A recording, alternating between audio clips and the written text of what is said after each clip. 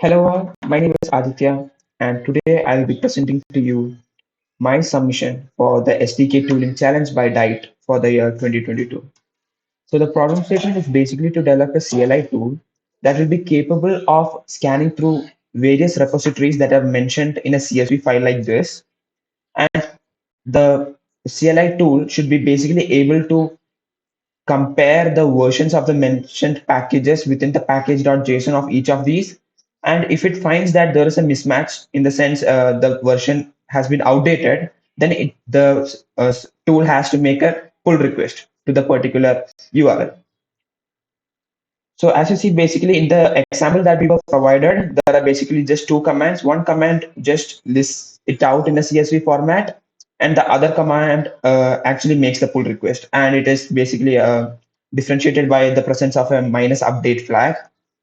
Now I have created something sort of the same with some more functionalities, and I have decided to name it DyteScan, and I have made sure that the documentation is proper for this, so you can definitely check it out. Now coming to the tool itself. So before I proceed to show you the tool, I would like to explain the flow of what is going to happen. So right now we can see that these three pages are page not found because these repos do not exist. These repos will exist soon when I run the program, mainly because the program works by first forking the repos, then checking if the package and the version mentioned by the user in the command line matches with the package.json found in the fork. And if it is found that in the fork the package and the version of the package is lesser than what has been mentioned by the user, a commit is made, and then afterwards it is merged with the original repo. So these will soon come into existence after I run the code. So the task had asked only to do it for single repo, but I have extended the program and went for implementing it with multiple repos. So first of all, yeah, for the basic setup would include setting up Python, cloning your repo. I have provided a requirements.txt file. So basically you can install it using pip install requirements.txt into the virtual environment created. So I'll just, um,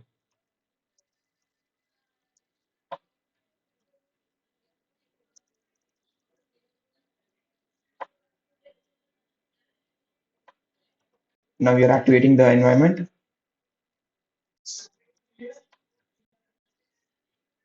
Once the environment has been activated, now I can actually go forward with implementing the tool itself.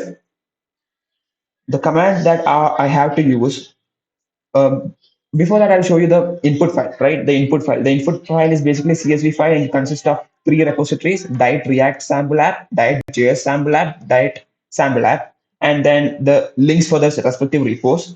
Now, all these repos are Node.js based and they have package.json in them. Now, I'll explain the command as I type it: Python CLI.py, that is for running the command line script, and then followed by the inputs minus I, and then I'll mention the input file, that is data.csv, followed by the package and their versions. And as I said before, I have extended the functionality to actually accept any number of package versions. So I can go for Axios, and I'll keep a high number so that it actually makes the pull request to 0.3 express at 7.8.4. And then finally, I'll do minus update, which basically says that yes, you're going to make the update, and minus b branch.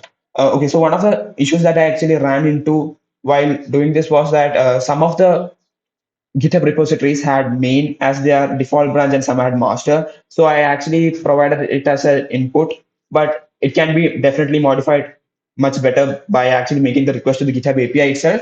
But this is actually a future development that is in progress. For now, I'll be doing this. And then main. Now, what is going to happen behind the scenes is that definitely we have output.csv, as you see on my right hand side. The output.csv is the file where the final output in the form of a table will be displayed. But as of now, what's happening is that forks are being made and it's actually being checked if Axios, the versions actually match.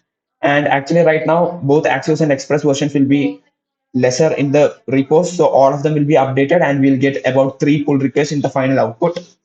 I'll be showing you that as well as the messages that uh, are being made while the update actually takes place.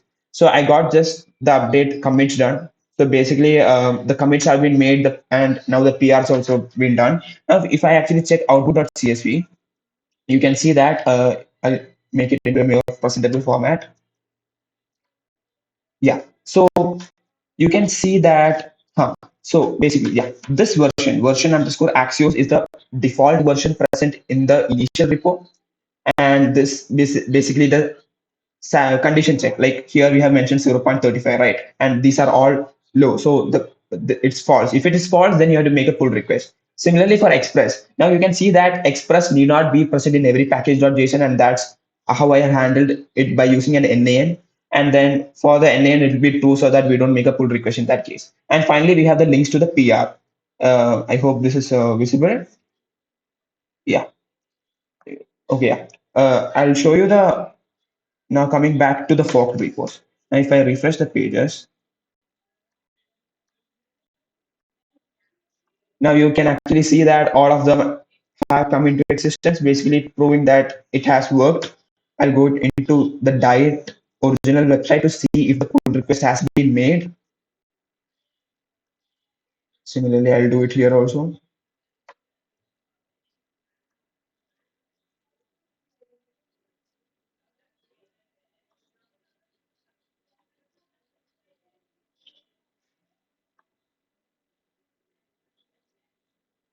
As you can see, there's a pull request that made by me just 2 minutes ago. It's correct. It is the pull request that I have made just now.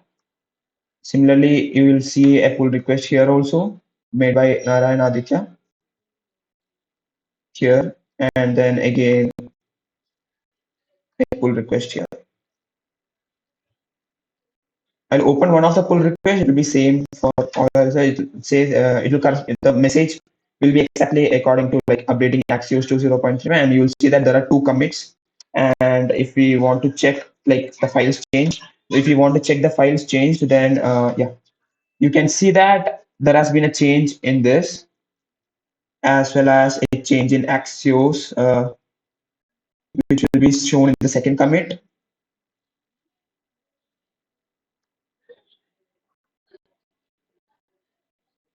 Axios has changed from 0.2 to 35.3, followed by the change by uh, Express. And that's basically it. You can see that the same pull requests have been made here, as well as in the third repo that I have mentioned.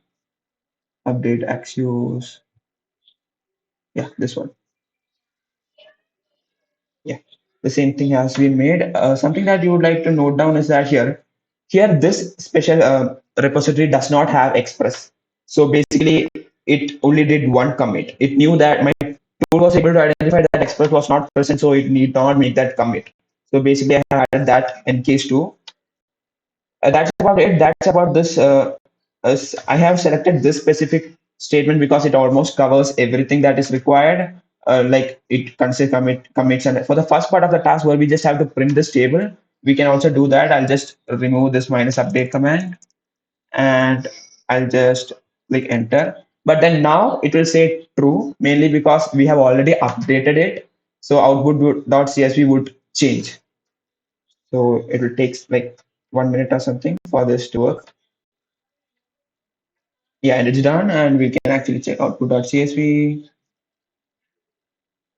Yeah, it says true and it says false. Yeah. Oh wait, I'll have to close and open this again.